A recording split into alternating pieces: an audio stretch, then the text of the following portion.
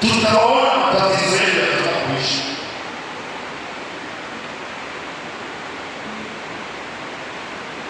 Tutajua mioyo yenu mkiwa na afya, na Mungu anaondoa matatizo, na wale waliotendewa mema ni vizuri kushukuru, kwa sababu usipofanya hivi huwa kuna hasira ya Mungu. Si kama wanaona vizuri. Unajua Hezekia ni mtu aliyekuwa na Mungu kwa yote kubwa sana. Huyu pia aliwahi kumlilia Mungu wakati amezungukwa na jeshi la wanataka kusoma ili uelewe. Nianze Mstari wa 20 bila shaka.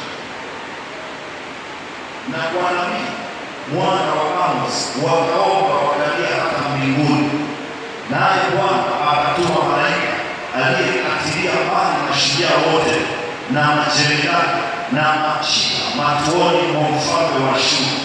Basi akarudi nchi yake mwenye haya ya huzuni. Alitendewa muujiza wakati alikuwa amezungukwa na jeshi kubwa la ajabu. Akaambia ngoja tutaona maandalizi, kwa sababu hapa na matatizo, tutakuona matatizo ya kuishi.